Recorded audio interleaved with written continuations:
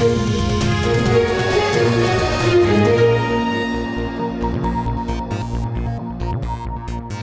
evening and welcome to News Tonight on Rajya Sabha TV. I'm Tina Jha. Let's begin with the headlines. Rajya Sabha takes up all listed zero-hour submissions, special mentions and start questions.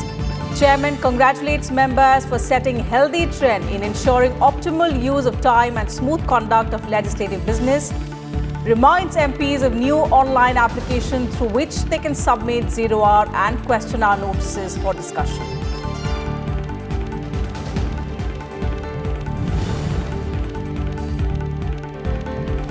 India extends $5 crore assistance to Sri Lanka to create counter-terror mechanism. Prime Minister Modi announces decision after bilateral talks with visiting Sri Lankan President Gotabaya Rajapaksa. Colombo to release confiscated boats of Indian fishermen.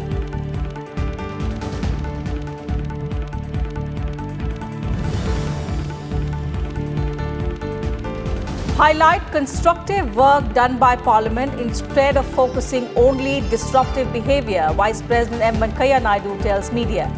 Emphasises need for data-smart journalists. Advises media to demystify Parliament's procedures to the public through simple language.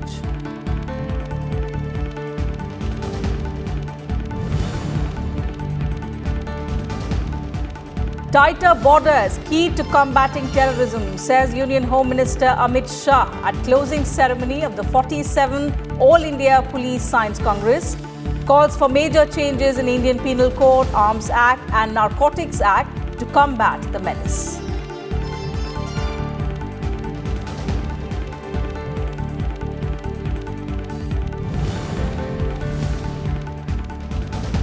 And all set for the first phase of Jharkhand Assembly elections tomorrow. 37,83,000 voters to decide the fate of 189 candidates in 13 assembly seats.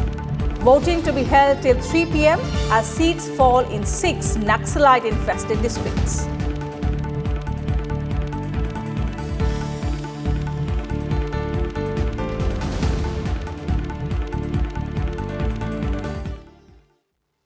Commerce and Industry Minister Piyush Goyal informed the Rajya Sabha on Friday that the government would soon implement a new tax refund scheme for the exporters.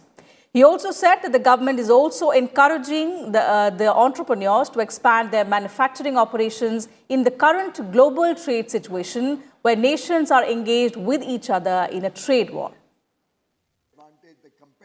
Responding to a supplementary question during question hour in the upper house, Commerce and Industry Minister Piyush Goyal said that the remission of duties or taxes on export product scheme will soon be rolled out.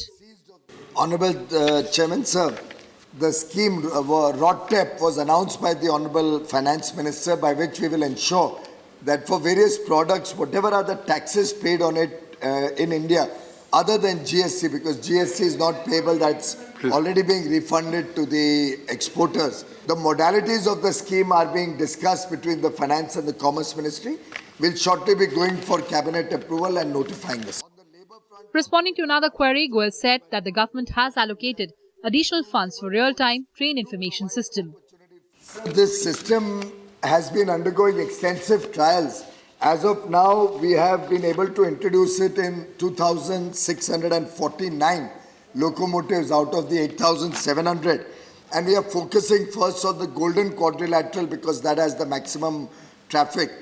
Trials have not yet got completed, they are still underway. But the good news is that the last 2.5 years have been the safest in the history of Indian Railways. Right, 124. Least number of accidents in the last 2.5. Questions were also raised on decrease in production of coffee and impact of global warming on agriculture. Kriti Mishra, Rajya Sabha TV. And several important issues of public importance were raised during the zero hour on Friday in the upper house. Take a look. Member Vijay Goyal raised the issue of shrinking parking space, especially in the national capital. पता नहीं दिल्ली के अंदर तो आधी से ज्यादा झगड़े, लड़ाइयां, डिस्प्यूट्स जो हैं वो कार की पार्किंग को लेकर होने वाले हैं. अभी पार्किंग के लिए अभी से सोचना पड़ेगा, उसके लिए प्रॉपर प्लानिंग के लिए, पब्लिक ट्रांसपोर्ट के लिए, और हमको ये आइडेंटिफाई करना पड़ेगा कि कहां पर पार्किंग होगी। Member Jairam Ramesh raised the issue of foreign nationals languishing in India. So my concern is, out of these 48 people who claim to have been Indian citizens, many of them have been state government employees, and substantial number of them have been in jail for more than 5 or 6 years. My request to you, through the government, through you, sir, is for the government to do a systematic survey of these people who are in jail on grounds that there are foreigners, and all those who have crossed the 3-year limit. The legal services should be provided so that what is provided by law is extended to them. Member Anbumani Ramadas voiced concern over the perils of climate change. About 150 years before, the average temperature of the earth was 14 degrees centigrade. So today, after the Industrial Revolution, it has increased by 1.1 degrees. That is, it has come to 15.1 degrees centigrade. So this 1 degree increase of temperature itself is causing huge global natural calamities. And it's time that we all took action against that, sir. Member Shiv Pratap Shukla raised the issue of arbitrary fee hike by educational institutions. Private institution है, वो चाहे primary school के हो, चाहे नए private विश्वविद्यालय बने हो, चाहे डिग्री कॉलेज हो, मेडिकल एजुकेशन हो, इंजीनियरिंग कॉलेज हो, ये नर्सिंग कॉलेज हो, इन सबों की ये स्थिति हो चुकी है कि आज अपने फीस की वृद्धि में कब वो कितना कर देंगे, इसका कोई वो नहीं रह गया है। इसकी परिणति ये हो गई है कि लोग असहाय हो गए हैं कि अपने बच्चे को कैसे हम आगे बढ़ा करके कैसे हम उनको एजुकेट कराएं। Member Tiruchi Siva drew the attention of the House to the protest called by differently abled railway job aspirants in the national capital. Kriti Mishra, Rajya Sabha TV. And Chairman M. Venkaiah Naidu lauded members of the upper house on Friday for a fairly productive day. All 15 start questions listed for oral answers during the question hour were covered on Friday, along with all 0-hour submissions and also all special mentions. Out of 10 ministries, Agriculture Ministry 7, Ministry of Commerce 5, Ministry of Railways 3. This is the number of questions today. And today all 0-hour submissions, all special mentions, all questions with supplementaries have been completed with your cooperation. Dhanyavad, very peacefully and successfully. And the chairman also reminded members on Friday that they can submit notices for discussion, 0-hour and question hour online through a new mobile application. He, however, also added that the requirement of giving a physical notice has not been done away with. There is a slight change with regard to admission of 0-hour. Earlier it was through notice only. Now online also is introduced. Keeping that in mind, the time, upper limit of time is 9 o'clock. So that the notice should come to me, I should go through it and then approve it. Then it should go to Secretariat. Secretariat has to place it there. The practical problem is coming. Many members are not aware whether it admitted or not. They are coming here during the session. So, morning I had a meeting with the Secretariat. It will be 9 o'clock. Before that, everyone has to notice. And you know the Lok Sabha rule. They consider yesterday's evening up to yesterday's evening only. But still, I will experiment with this 9 o'clock in the morning for some time and then move on. BJP MP from Bhopal, Pragya Singh Thakur, on Friday apologized in the Lok Sabha for her controversial remark wherein she referred to Mahatma Gandhi's killer Nathuram Godse as a patriot. She, however, added that her statements were misinterpreted. मैं सदन में मेरे द्वारा की गई किसी भी टिप्पणी से यदि किसी भी प्रकार से किसी को कोई ठेस पहुंची हो तो उसके लिए मैं खेद प्रकट कर क्षमा चाहती हूं। परंतु मैं यह भी कहना चाहती हूं कि संसद में दिए मेरे बयानों को तोड़ मरोड़ कर गलत ढंग से पेश किया गया है। मेरे बयान का संदर्भ कुछ और था जिसे गलत ढंग से इस रूप में प्रस्तुत कर दिया गया। जिस प्रकार से मेरे बयान को तोड़ा मरोड़ा गया है वो निंदनीय है। महात्मा गांधी द्वारा देश के प्रति सेवा कार्य का मैं श्रद्धा और सम्मान करती हूं। Time for a short break here, but more news and updates will continue on the other side. Do stay with us.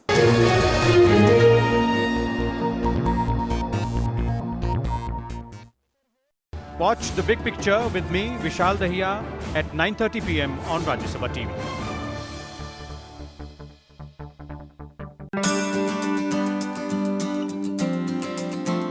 On how many occasions motion of thanks was amended in Rajya Sabha? The motion of thanks on the President's address in Rajya Sabha has been amended thrice, in 1980, 1989 and on 12th March 2001.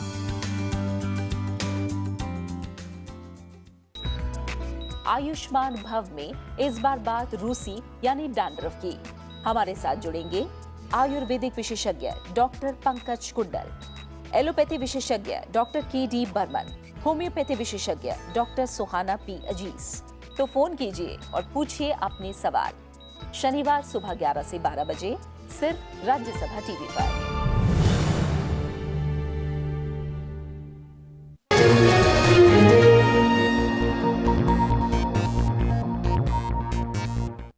Welcome back. You're watching News Tonight on Rajya Sabha TV. India and Sri Lanka have decided to work together to address security concerns of both the countries. Both neighbours will also work together to resolve perennial issues of fishing in deep sea. Sri Lankan President Gotabaya Rajapaksa is currently in India on a 3-day visit to deepen the mutual ties and also create an atmosphere of understanding and mutual respect between both India and Sri Lanka. My colleague Akhilesh Suman brings us this report. On his first visit after becoming Sri Lankan President, Gotabaya Rajapaksa held summit talks with Prime Minister Narendra Modi in New Delhi on Friday. While the Prime Minister expressed happiness at the visiting President choosing India for his first visit, Rajapaksa assured India of Sri Lanka's undying friendship. Both leaders agreed that security in the region and cooperation on terrorism should be priorities for them. Prime Minister Modi also announced $5 crore assistance to the island nation to create a counter-terror mechanism.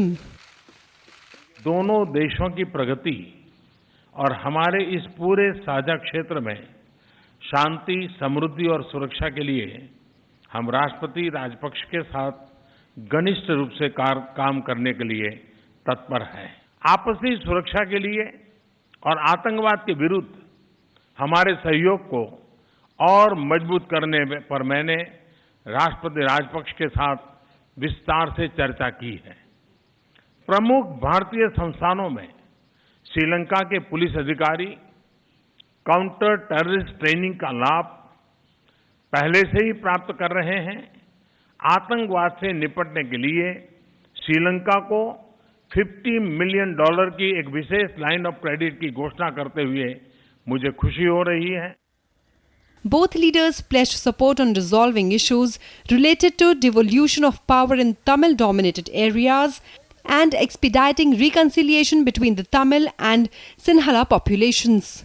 Both sides further expressed resolve to work jointly to mainstream war-ravaged Tamil areas and the war-affected Tamil people, including refugees. President Rajapaksa also announced the release of Indian fishermen arrested by Sri Lankan Navy and their boats on humanitarian grounds. मछुआरों की आजीविका को प्रभावित करने वाले मुद्दों पर भी हमने चर्चा की। हमारे बीच सहमति है कि हम इस मामले के कंस्ट्रक्टिव और मानवीय दृष्टिकोण जारी रखेंगे।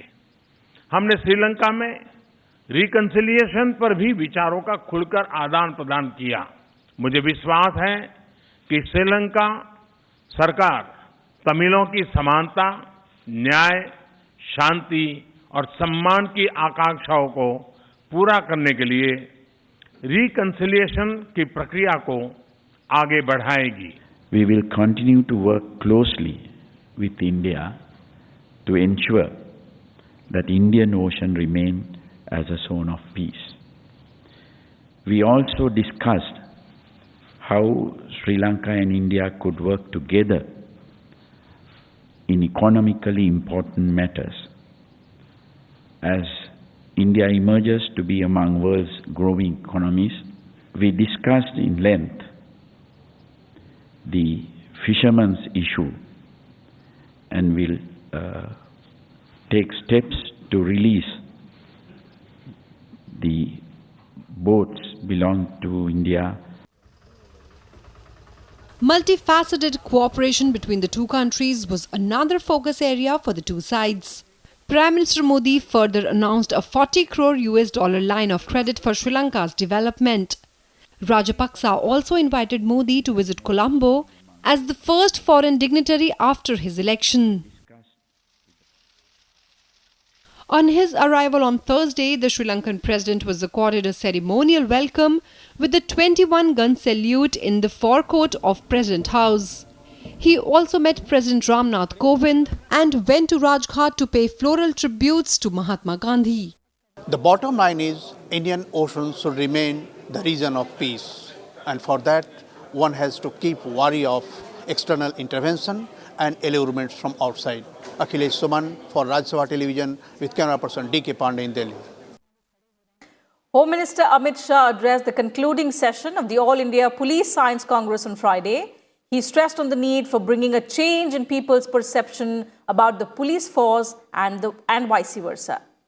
Amit Shah informed that the centre was in the process of making radical changes in various acts and laws related to the police and internal security, including the CRPC and the IPC. He also spoke about the government's plans of opening Raksha Shakti University, Forensic Science University and Modus Operandi Bureau. The two-day Congress was inaugurated by Puducherry Lieutenant Governor Kiran Bedi on Thursday. घुसपैठ, narcotics control, नक्सलवाद, आतंकवाद, तीनों प्रकार की तस्करी, fake currency और routine law and order, ये सब करते करते शायद हम लोगों को भी जो पुलिस फोर्स से भी ही आते हैं और यहाँ पर बैठे हुए लोग हैं जो पुलिस फोर्स के नीति निर्धारण और नेतृत्व करने का काम करते हैं, उनको भी मालूम नहीं है कि आज जिस सफलता को हम देख रहे हैं उसके अंदर 35,000 से ज्यादा जवानों ने अपनी जान गंवाई है, अपना सर्वोच्च बलिदान दिया है. In Jharkhand, all the necessary arrangements, including tight security, have been put in place for the first phase of assembly elections on Saturday. 13 constituencies spread over 6 districts will go to polls in the first phase. All of these constituencies fall under Naxal-infested areas. Polling will start at 7 a.m. and will conclude at 3 p.m. More than 37,83,000 voters will decide the electoral fortune of 189 candidates, including 15 women candidates. The Election Commission has instructed security officials to remain vigilant during the night as well to avert any untoward incident in the poll-bound state.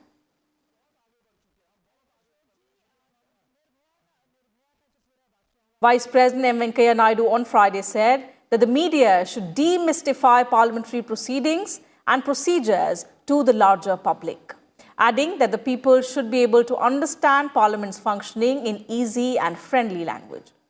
He said this at an event to present the TVR Shenoy Award for Excellence in Parliamentary Journalism in New Delhi. The Vice President also urged the media to cover Parliament's substantive work more extensively rather than only focusing on sensational remarks or disruptive behavior. He also conferred the first TVR Shenoy Award for Excellence in Parliamentary Journalism on Vinod Sharma, Political Bureau Chief of the Hindustan Times.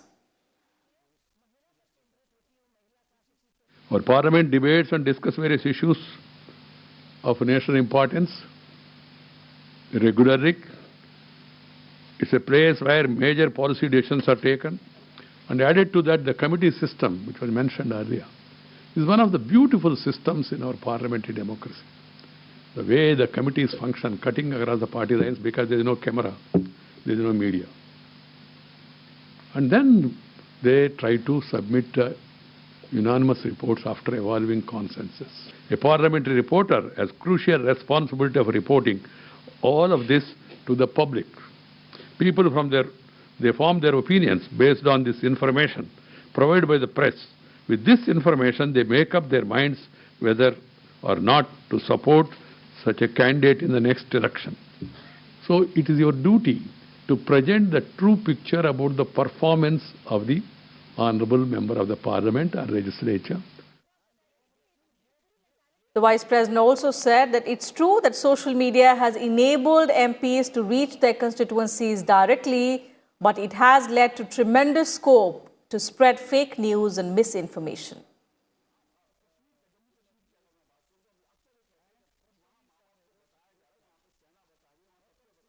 Social media also provides a good medium for obtaining public feedback. But the parliamentarians have to be aware of the pitfalls of the social media, which has tremendous scope to spread fake news and misinformation.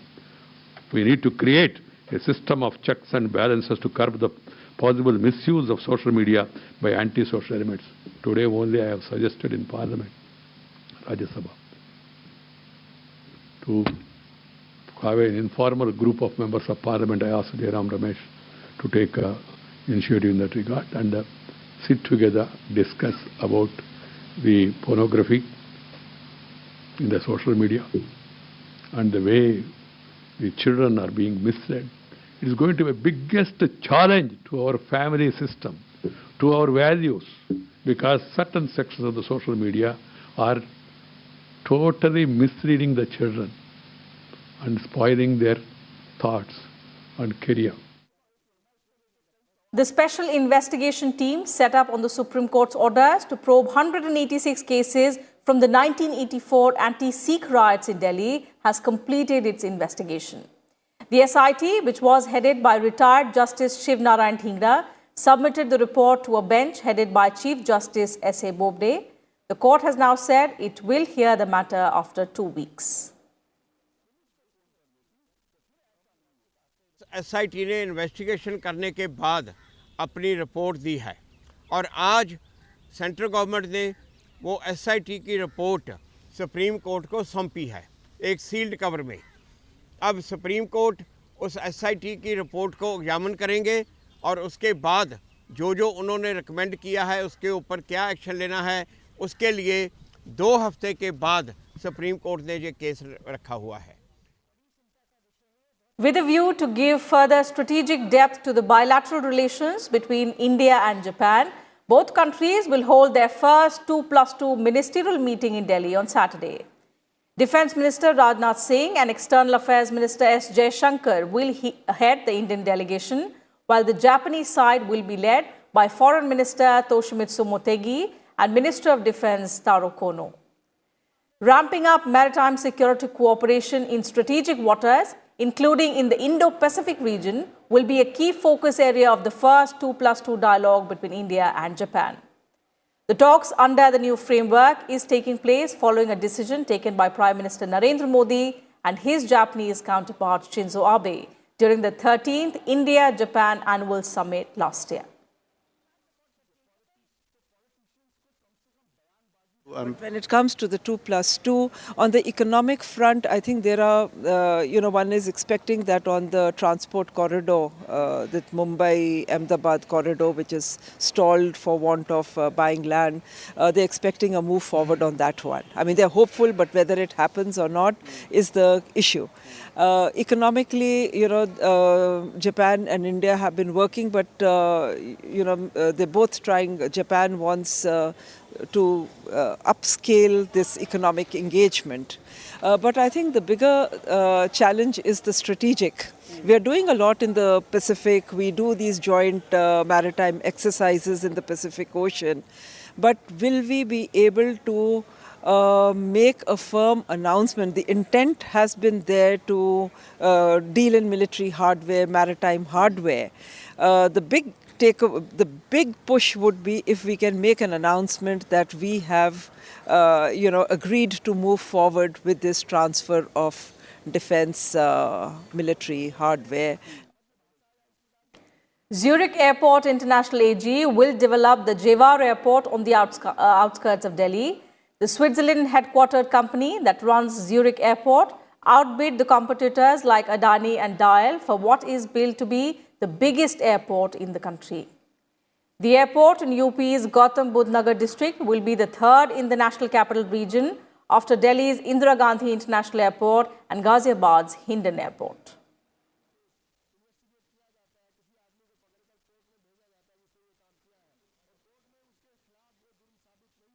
And now let's talk about environment and climate change.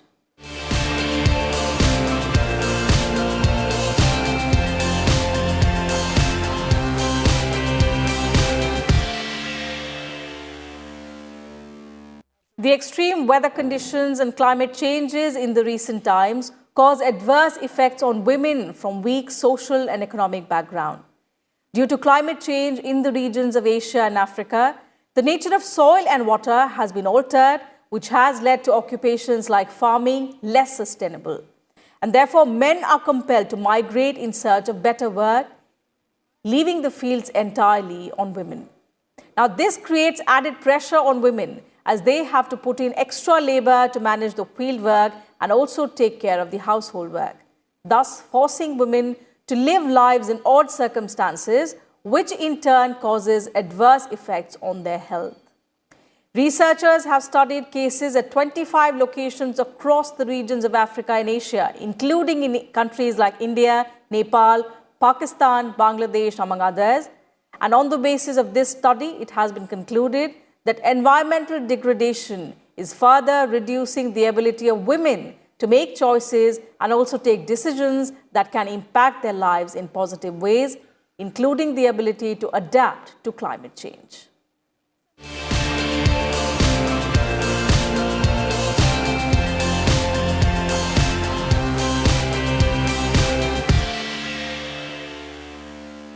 And that's it from us in this bulletin. Thank you for your time.